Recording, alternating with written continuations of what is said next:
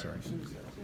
Connor, you guys were 1 point shy of doubling them up in the second half. Can you kind of take us through halftime and what clicked and why you guys were able to come out in the second half and play so much better?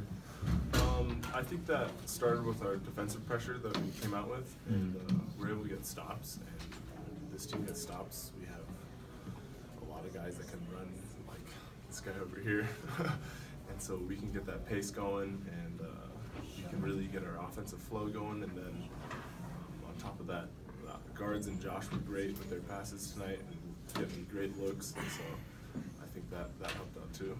For all three of you guys, your careers are starting to come to a close. You obviously want to finish out here for the team, and then put anything on tape for personally for post college basketball plans. How much is that sort of weighing on your mind right now? As far as stuff like beyond the season, not even a thought. We're thinking about this next game because it's a big game coming up.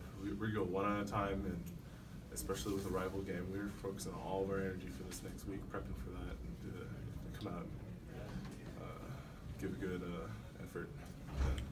I think they had something like 15 points off turnovers in the first half, only a couple in the second. How were you guys able to clean that up? We knew that we were playing good when we did all the right things. Everyone had a lot of bad passes and a lot of mistakes in the first half, but with that we're down I think 6 still. So we just went into halftime, just clean up the little stuff like the turnovers and keeping them off the glass and staying in front of them. And we're fine. A second. Do we have audio? Go ahead. Feel free to keep talking. We good? All right, yeah. So we just talked to each other at halftime, said just clean up the little things, and we're fine, and that's what we did in the second half. Josh, I know you've had your eye on that double-double record for a few years now. You got it today. How gratifying is that? Hey, boy!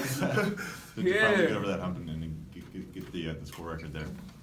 Yeah, it definitely feels good, especially getting the win on top of that.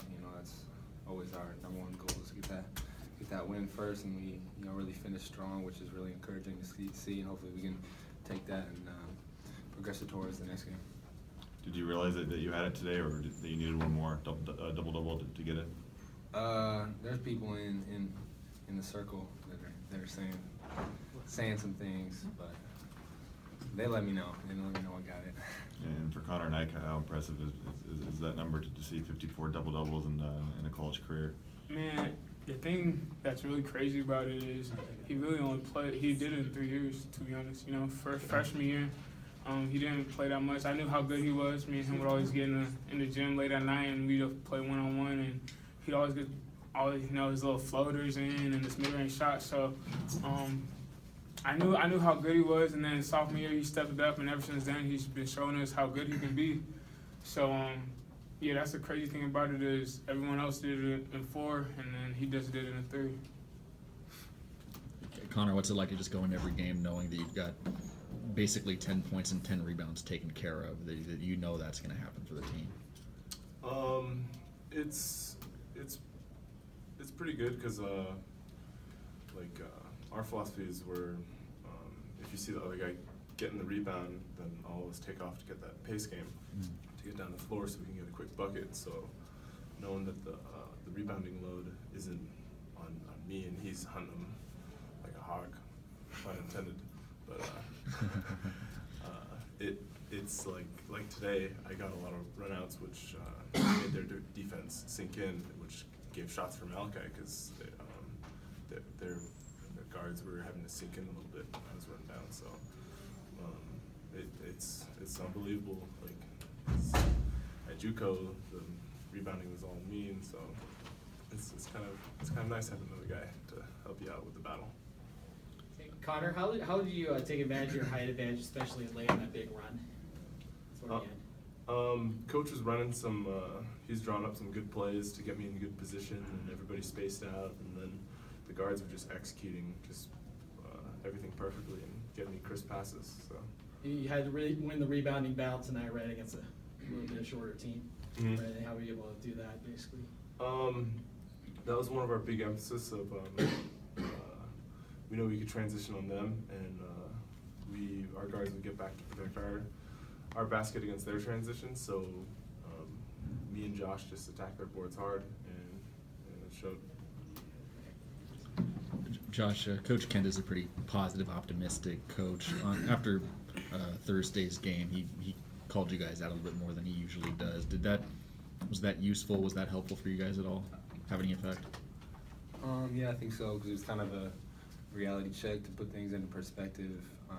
How long we've been here, how many practices we've had, how hard we've worked, and then just to throw it away, it doesn't make any sense. So he told us right then and there that we had 2 games left in Beasley in front of our home fans and home crowd, which did a really good job of showing out tonight. Yeah, shout out to the people that came out. Yeah. They always support us and stuff. Yeah, and so he told us we need to continue to bring intensity and show up for our 4 seniors and to put us out on a high note. To piggyback off that, was there a similar message at half, being down by as much as 12 in the first? I just think we didn't exactly execute the game plan in the first half. We knew since they're a smaller team, they're perimeter oriented, and they like to shoot a lot of threes, and they kind of live and die by that. And so by forcing them to become, drivers and have good help defense and being in the gaps, we allowed them to stop penetration and stop getting open looks from the outside, which allowed us to get rebounds and outlets and easy points in transition. Thanks, guys.